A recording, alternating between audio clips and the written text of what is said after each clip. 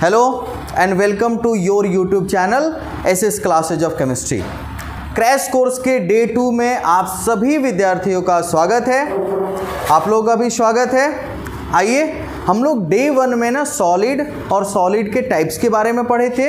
आज crash course के day 2 में पढ़ेंगे टाइप्स ऑफ सॉलिड के बारे types of molecular types of crystalline solid के बारे में पढ़ेंगे। तो हेडिंग दीजिएगा क्लासिफिकेशन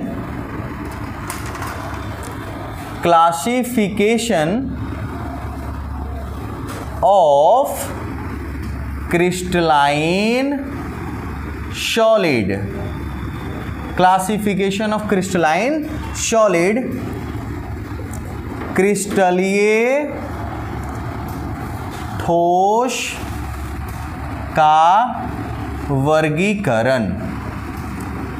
क्रिस्टलीय ठोस का वर्गीकरण देखा क्या गया? क्रिस्टलीय ठोस का वर्गीकरण हेडिंग देंगे हम लोग। देखा क्या गया कि क्रिस्टलाइन सॉलिड में ना डिफरेंट के सॉलिड में डिफरेंट टाइप का इंटरमॉलिक्यूलर फोर्स होता है। अब इन इंटरमॉलिक्यूलर फोर्स के बेसिस पे हम लोगों ने क्रिस्टलाइन सॉलिड को क्लासिफाई किया है। कैसे? तो क्रिस्टलाइन सॉलिड होता है 4 प्रकार का।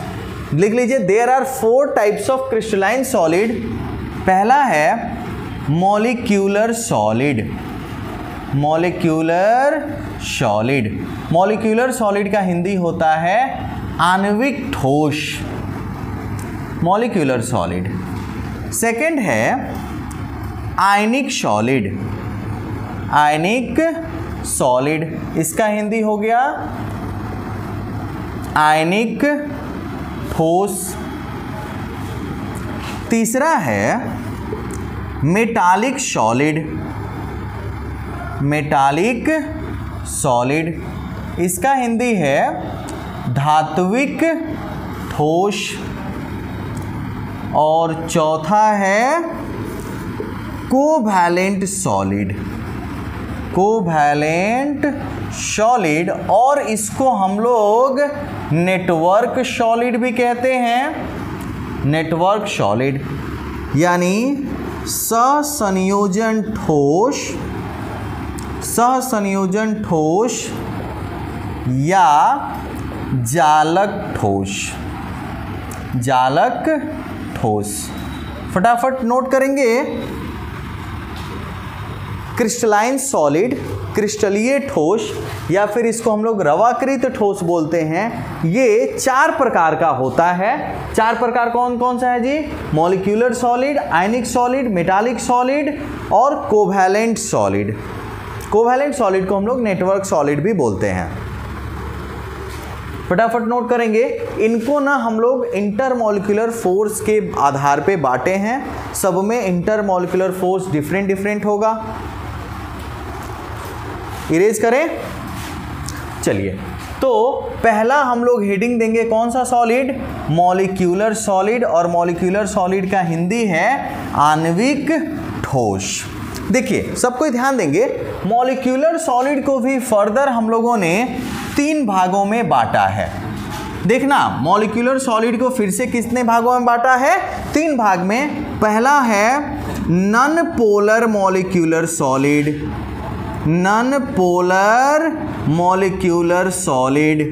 MS मतलब मॉलिक्यूलर सॉलिड। सेकंड है पोलर मॉलिक्यूलर सॉलिड, और थर्ड है हाइड्रोजन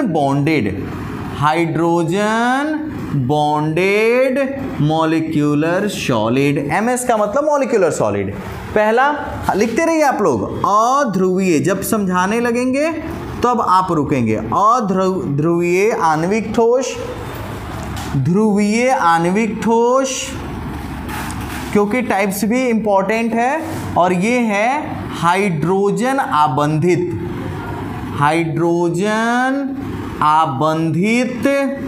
आणविक ठोस। 3 प्रकार का हुआ मॉलिक्यूलर सॉलिड। अब थोड़ा सा इसमें हम लोग इंटरमॉलिक्यूलर फोर्स की चर्चा करेंगे, समझिएगा ध्यान से। पहला नॉन पोलर मॉलिक्यूलर सॉलिड, आ रहे हैं कंप्लीट उसमें। हाँ, पहला है non polar molecular solid. Board पे ध्यान दीजिएगा, नॉन पोलर मॉलिक्यूलर सॉलिड के बीच में जो इंटरमॉलिक्यूलर फोर्स होता है ना, वो होता है वीक डिस्पर्शन फोर्स। कौन सा होता है जी? Weak dispersion force. ये क्लोरीन Cl2 और Cl2 के बीच में जो लगने वाला फोर्स है ना, इंटरमॉलिक्यूलर फोर्स, उसी को हम लोग बोलते हैं weak dispersion force. Weak dispersion force, या फिर इसको हम लोग ना लंदन फोर्स भी बोलते हैं। लंदन फोर्स हिंदी हो गया दुर्बल परिक्षेपण बल। दुर्बल परिक्षेपण बल। तो आपसे सवाल ये पूछेगा कि नॉन पोलर मॉलिक्यूलर सॉलिड का इंटरमॉलिक्यूलर फोर्स क्या है जी? तो दुर्बल परिक्षेपण बल, वीक डिस्पर्शन फोर्स, या फिर लंदन फोर्स। इसको हिंदी में भी आप लंदन फोर्स बल लिख सकते हैं। चलिए, अब दूसरा ध्रुवीय में कौन है? जैसे HCl की बात करते हैं, समझिएगा ध्यान से। HCl, HCl, HCl। अब यहाँ पे ना ये पोलर कोवैलेंट बॉन्ड है, क्योंकि क्लोरीन की इलेक्ट्रोनेगेटिविटी विद्युत ऋणात्मकता अधिक है ना। क्लोरीन की विद्युत ऋणात्मकता हाइड्रोजन से अधिक है। क्लोरीन का इलेक्ट्रोनेगेटिविटी होता है 3.0, हाइड्रोजन का 2.1, इसलिए ये इलेक्ट्रॉन्स को अपने तरफ अट्रैक्ट करेगा। तो क्लोरीन के ऊपर डेल्टा निगेटिव और हाइड्रोजन के ऊपर डेल्टा पॉजिटिव। फिर यहाँ भी ऐसा ही होगा क्या? हाइड्रोजन के ऊपर डेल्टा पॉजिटिव और क्लोरीन के ऊपर डेल्टा निगेटिव। हाँ, अब यहाँ पे जो हाइड्रोजन और क्लोरीन एक दूसरे को अट्रैक्ट करेंगे, इसको हम लोग बोलेंगे dipole dipole interaction. Dipole dipole interaction मतलब ध्रुवीय द्विध्रुव, सॉरी द्विध्रुव आकर्षण, सिंपल वर्ड में हम लोग बोल देंगे द्विध्रुव आकर्षण। ओके, तो इनके बीच में ये होता है। और हाइड्रोजन बॉन्डेड मॉलिक्यूलर सॉलिड को जरा समझेंगे। जैसे इसका एग्जांपल है आइस। वाटर का स्ट्रक्चर हम लोग बनाते हैं H bond O bond H। Water में क्या होगा, थोड़ा सा और इधर कर लीजिए, शायद नहीं आए। वाटर में क्या होगा कि हाइड्रोजन के ऊपर डेल्टा पॉजिटिव, इस हाइड्रोजन के ऊपर भी डेल्टा पॉजिटिव, ऑक्सीजन के ऊपर डेल्टा निगेटिव। अब एक और वाटर मॉलिक्यूल जो होगा, उसमें भी सेम टू सेम हाइड्रोजन के ऊपर डेल्टा पॉजिटिव, ऑक्सीजन के ऊपर डेल्टा निगेटिव। अब ये डेल्टा पॉजिटिव मतलब पार्शियल पॉजिटिव और निगेटिव चार्ज होने के कारण ये एक दूसरे को अट्रैक्ट करेंगे। तो जिस बॉन्ड से ये एक दूसरे को अट्रैक्ट करते हैं ना, उसको हम लोग बोलते हैं हाइड्रोजन बॉन्डिंग। क्या बोलते हैं? Hydrogen bonding. और ये भी यहाँ पे देखिए, वाटर मॉलिक्यूल है, delta positive, delta negative, delta positive, ये यहाँ भी एक दूसरे को अट्रैक्ट करेंगे, तो इनको भी हम लोग हाइड्रोजन बॉन्डिंग बोलेंगे। और यहाँ से भी delta positive, delta positive, delta negative. अब आप देख लीजिए एक बार ध्यान से, तीनों में आपको स्ट्रॉन्ग बॉन्ड सबसे ज़्यादा कौन दिख रहा है? कौन सबसे ज़्यादा स्ट्रॉन्ग होना चाहिए? हाइड्रोजन बॉन्डिंग, है ना, क्योंकि एक वाटर मॉलिक्यूल 3 तरफ से जुड़ा हुआ है, यहाँ पे बस 2 ही तरफ से जुड़ेगा, है ना। और ये तो जबरदस्ती का फोर्स है, इसमें ना पॉजिटिव है ना निगेटिव है। जबरदस्ती का मतलब कि ये वंडरवाल फोर्स है और वीक फोर्स है। तो वीक फोर्स है, तो non polar molecular solid generally room temperature पे या तो लिक्विड स्टेट में पाए जाते हैं या गैसियस स्टेट में पाए जाते हैं। Okay, non polar molecular solid किस स्टेट में पाए जाएंगे जी? लिक्विड या फिर गैसियस। और पोलर मॉलिक्यूलर सॉलिड भी लिक्विड और गैसियस स्टेट में पाए जाएंगे, लेकिन hydrogen bonded molecular solid liquid और सॉलिड स्टेट में पाए जाएंगे। तो पहले इसको फटाफट नोट कीजिए, फिर उसके एग्जांपल्स को देखते हैं कि कौन कौन सा फोर्स होता है इनके बीच में।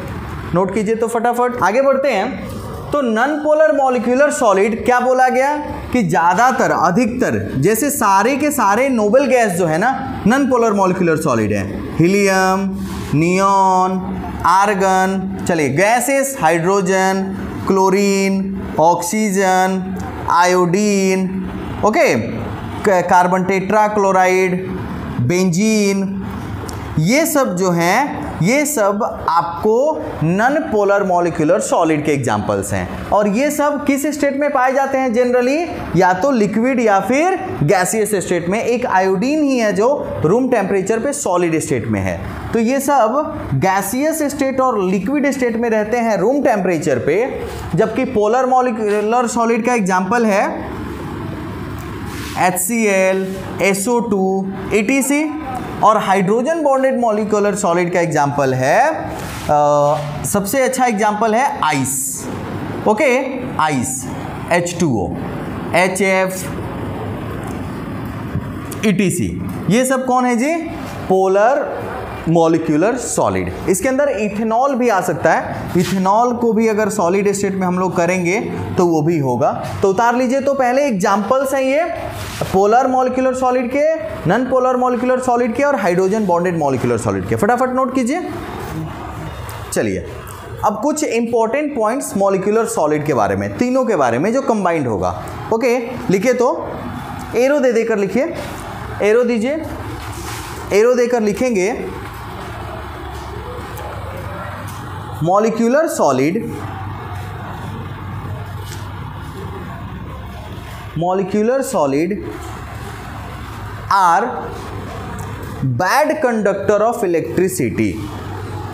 Molecular solids are bad conductor of electricity.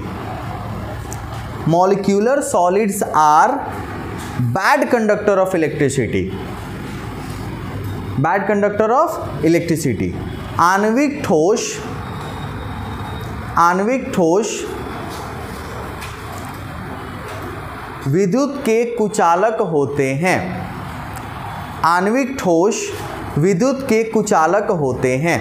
ये इलेक्ट्रिसिटी को कंडक्ट नहीं करता है क्योंकि सबका सब ना मॉलिक्यूल है, सबका सब मॉलिक्यूल है, इसके कारण इसमें फ्री इलेक्ट्रॉन्स नहीं है। सब कोवैलेंट बॉन्ड से जुड़ा हुआ है, इसमें फ्री इलेक्ट्रॉन्स नहीं है। फ्री इलेक्ट्रॉन्स के नहीं होने के कारण ये सब के सब क्या है जी? Bad conductor of electricity. Okay, pure water भी अगर होता है ना, वो भी बैड कंडक्टर है। प्योर वाटर अगर हो, उसमें एसिडिफाइड ना हो, बेसिक सॉल्यूशन ना हो, तो वो प्योर कंडक्टर ऑफ इलेक्ट्रिसिटी है। Sorry bad conductor of electricity है। आइस तो होगा ही। आइए अब लिखेंगे एरो देकर, the constituent particles, the constituent particles, constituent particles Hindi होता है अवयवी कण, अवयवी कण। हाँ, the constituent particles of molecular solid, the constituent particles of molecular solid are molecules, are molecules. आणविक ठोस के अवयवी कण अणु होते हैं। आणविक ठोस के अवयवी कण अणु होते हैं। आणविक ठोस के अवयवी कण अणु होते हैं, अणु होते हैं।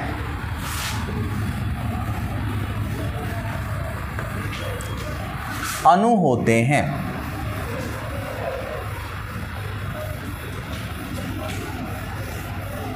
अणु होते हैं। ओके, चलिए एक और पॉइंट लिखेंगे। They have very low melting point and boiling point. They have very low melting point and boiling point. They have very low melting point and boiling point. They have very low melting point and boiling point. इनका गलनांक तथा क्वथनांक निम्न होता है। इनका गलनांक तथा क्वथनांक निम्न होता है। इनका गलनांक तथा क्वथनांक निम्न होता है, निम्न होता है। लेकिन ऑर्डर क्या होगा? सबसे कम, नीचे लिख लीजिएगा ऑर्डर, सबसे कम किसका होगा जी? तो नॉन पोलर मॉलिक्यूलर सॉलिड का। क्यों? क्योंकि इसमें नॉन पोलर बस लिख लीजिए, उसके बाद पोलर और सबसे सॉरी ऑर्डर उल्टा हो गया, सबसे कम नॉन पोलर देन पोलर और सबसे अधिक मेल्टिंग पॉइंट और बॉइलिंग पॉइंट किसका होगा?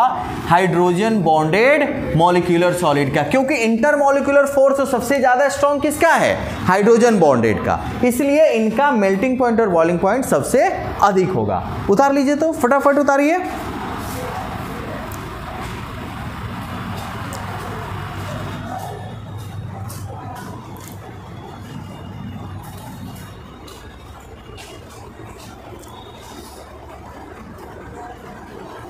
हो गया? चलिए एक क्वेश्चन लिखेंगे, which of the following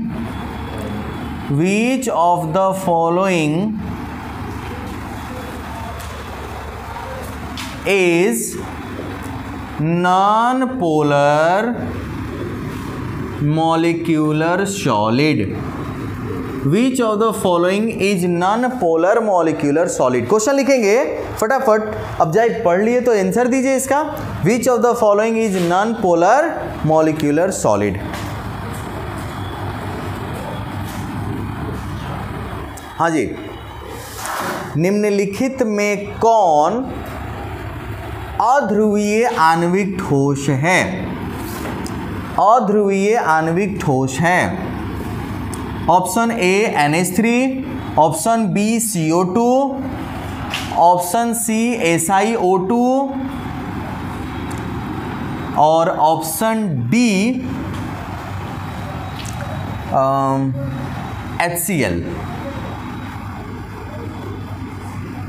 HCl। बताइए क्या आंसर होगा? NH3? बिल्कुल नहीं। Non polar molecular solid, option होगा बी, कार्बन और ऑक्सीजन से मिलके बना है। और देखना, कार्बन और ऑक्सीजन के बीच का जो बॉन्ड है ना, वो कितना डिग्री पे है? 180 डिग्री। सुनिएगा, कार्बन और ऑक्सीजन में इलेक्ट्रोनेगेटिविटी किसका ज़्यादा है? तो ऑक्सीजन का। तो ऑक्सीजन अपने तरफ इलेक्ट्रॉन्स को खींचेगा कार्बन से, है ना, और यहाँ ये भी ऑक्सीजन अपने तरफ इलेक्ट्रॉन्स को खींचेगा, समझे? और ये एक वेक्टर क्वांटिटी होता है। डाइपोल मोमेंट क्या कौन सा क्वांटिटी होता है? Vector quantity. तो जो वेक्टर क्वांटिटी है, तो सेम फोर्स से इलेक्ट्रॉन्स को दोनों तरफ पुल किया जा रहा है। तो बताइए मूवमेंट किधर होगा इलेक्ट्रॉन्स का? कहीं नहीं। इसलिए CO2 एक नॉन पोलर मॉलिक्यूल है, और नॉन पोलर मॉलिक्यूल होगा तो कौन सा सॉलिड होगा जी? Non polar molecular solid. अच्छा, ये पता है सॉलिड फॉर्म में रहता है ना, इसको क्या बोलते हैं? Solid CO2। सॉलिड CO2 को हम लोग बोलते हैं ड्राई आइस। याद रखिएगा, क्या बोलेंगे जी? Dry ice. कभी कभी ऑप्शन में ड्राई आइस लिख के दे देगा। तो सॉलिड CO2 को हम लोग बोलेंगे ड्राई आइस। हिंदी क्या बोलेंगे? शुष्क बर्फ। क्या बोलेंगे जी? शुष्क बर्फ। तो ये एक नॉन पोलर मॉलिक्यूलर सॉलिड है CO2। आगे बढ़े, खत्म। आइए दूसरा सॉलिड की तरफ बढ़ते हैं। दूसरा कौन सा टाइप है? दूसरे टाइप का नाम क्या है? नहीं, आयनिक। मॉलिक्यूलर तो खत्म, आयनिक। ये उतार लिए, इसको नोट कर लीजिएगा, छोटा छोटा पॉइंट नोट करते रहिएगा। ड्राई आइस करके भी आपको ऑप्शन दे सकता है। इरेज करें, मिटकाएं जी। ओके, आइए मिटाते हैं। चलिए दूसरा हेडिंग देंगे, कौन सा सॉलिड? Ionic solid. देखना नाम से ही स्पष्ट है, आयनिक मतलब आयंस से मिलके बने हैं क्या? ये आयनिक ठोस, मतलब जितने भी आयनिक कंपाउंड्स हैं ना, जनरली आयनिक कंपाउंड, सुनिएगा, generally ionic compound solid state में पाए जाते हैं। आयनिक कंपाउंड किस स्टेट में पाए जाते हैं जी? सॉलिड स्टेट में। तो जब आयनिक कंपाउंड सॉलिड स्टेट में है, आयनिक कंपाउंड सॉलिड स्टेट में है, तो उसको आयनिक सॉलिड नहीं बोलेंगे? बोलेंगे ना। एग्जाम्पल सबसे पहले देखते हैं। अगर आप नमक की बात करें, NaCl, NaBr, हाँ, KCl, KBr, ZnSO4, CuSO4, okay, ETC, ये सब क्या है जी? ये सबके सब कौन से सॉलिड है? आयनिक सॉलिड है। आयनिक सॉलिड, तो आयनिक सॉलिड का एग्जांपल्स हो गया। अब ध्यान से एक बार देखेंगे NaCl को, क्या NaCl Na प्लस और Cl माइनस से मिलके बना है? बना है ना। तो Na प्लस क्या है? केटायन है, और Cl माइनस क्या है? अनायन है ना। तो अगर आपसे कोई पूछे कि इसके कॉन्स्टिट्यूएंट पार्टिकल्स कौन से हैं, constituent particles of ionic solid are ions, and ions में भी कौन कौन जी? cations and anions both, दोनों मिलके ना आयनिक सॉलिड बनाएगा, तो केटायन एंड अनायन। तो अवयवी कण, फटाफट इसको नोट करते रहिए। आयनिक सॉलिड के अवयवी कण, कॉन्स्टिट्यूएंट पार्टिकल्स, मतलब जिनसे मिलके ये बना होता है, वो कौन होते हैं? Ions, cations and anions. फटाफट नोट कीजिए। तो आयनिक सॉलिड के कॉन्स्टिट्यूएंट पार्टिकल्स कौन होते हैं जी? Ions, cations and anions. अच्छा देखिए, जब अब ध्यान से देखिएगा, जब केटायंस और अनायंस हैं तो इनका इंटरमॉलिक्यूलर फोर्स कौन होगा? जैसे Na प्लस तो ये हो गया केटायन, Cl माइनस तो ये कौन हो गया? अनायन। और जब दो केटायन और अनायन के बीच का डिस्टेंस अगर r हो, ठीक है, और मान लीजिए इसका मैग्नीट्यूड है कितना? Q1, और इसका कितना है जी? Q2, है ना। Q1 और Q2, तो एक फोर्स होता है F equal to K into Q1 into Q2 by R square. कोई बताएगा इस फोर्स को क्या बोलते हैं? कौन सा फोर्स? Yes, very good. ये कौन सा फोर्स है जी? Electrostatic force. Electrostatic force.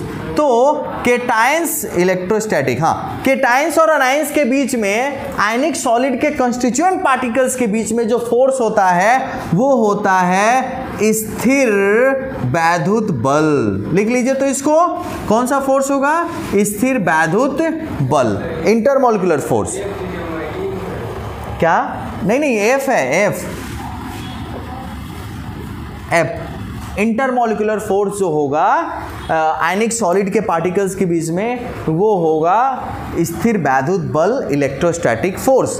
तो the particles of ionic solids are held together by electrostatic force, यानी आयनिक ठोस के कण स्थिर वैद्युत बल से एक दूसरे से जुड़े होते हैं।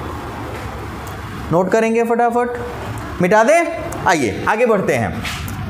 सबसे इंपॉर्टेंट पॉइंट्स क्या है इसमें? अच्छा, ये जब सॉलिड है, आयनिक सॉलिड है, स्थिर वैद्युत बल है, तो इनका मेल्टिंग पॉइंट और बॉइलिंग पॉइंट तो हाई होगा ना जी। Melting point and boiling point are high, लिख दें, आर हाई। चलिए, इंपॉर्टेंट बात क्या है इसका, थोड़ा सा ये समझ लीजिए कि ये सॉलिड स्टेट में ना बैड कंडक्टर ऑफ इलेक्ट्रिसिटी है। क्या है सॉलिड स्टेट में? बैड कंडक्टर ऑफ इलेक्ट्रिसिटी, लेकिन लिक्विड स्टेट में या फिर एक्वस सॉल्यूशन में ये गुड कंडक्टर ऑफ इलेक्ट्रिसिटी होते हैं। इस पॉइंट को पहले नोट करेंगे, फिर बोलते समझाते हैं। Ionic solids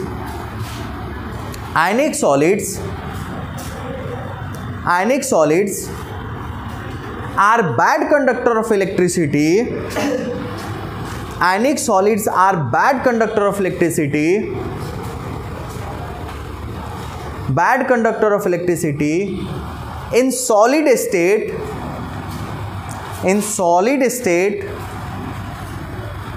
but they are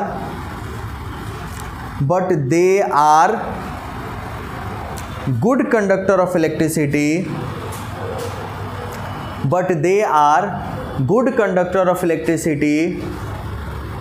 but they are good conductor of electricity in liquid state or in molten state, or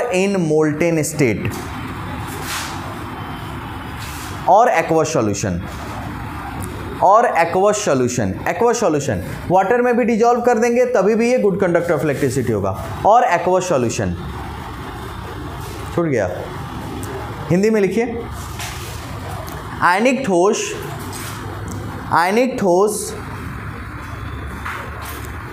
ठोस कॉमा ठोस अवस्था में, आयनिक ठोस अवस्था में आयनिक ठोस अवस्था में विद्युत के कुचालक होते हैं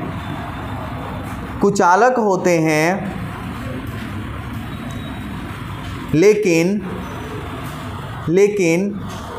द्रवीय अवस्था में या जलीय विलयन में विद्युत के सुचालक होते हैं। जलीय विलयन में विद्युत के सुचालक होते हैं। ओके, आइए एक एग्जाम्पल से समझते हैं। सब कोई बोर्ड पे ध्यान देंगे। ये है NaCl का स्ट्रक्चर। NaCl किससे किससे मिलके बना होगा जी? Na+Cl-। केटाइन का साइज छोटा होता है और एनायन का बड़ा होता है। फिर से यहाँ पे Cl-, Na+, Cl-, Na+,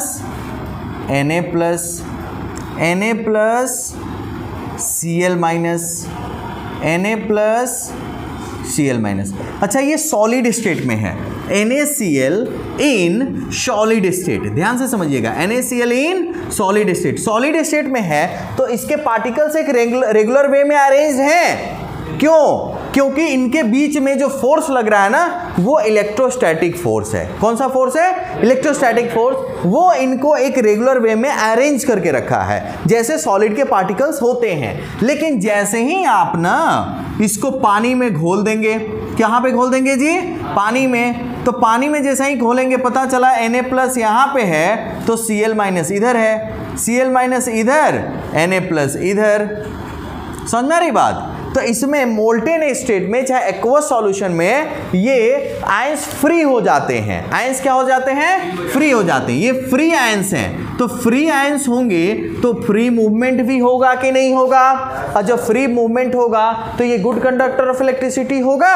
yes, इसलिए आयनिक सॉलिड स्टेट में बैड कंडक्टर ऑफ इलेक्ट्रिसिटी है, लेकिन एक्वस सॉल्यूशन में NaCl in aqueous solution, NaCl in aqueous solution में ये गुड कंडक्टर ऑफ इलेक्ट्रिसिटी है। ओके, तो आज हम लोगों ने क्या क्या पढ़ा जी? मॉलिक्यूलर सॉलिड के बारे में और किसके बारे में? आयनिक सॉलिड के बारे में। तो क्रैश कोर्स का डे 2 बस इतना ही। मिलते हैं आप लोग से फिर से नेक्स्ट वीडियो में और आप लोगों से नेक्स्ट क्लास में। तब तक के लिए धन्यवाद। Thank you for watching.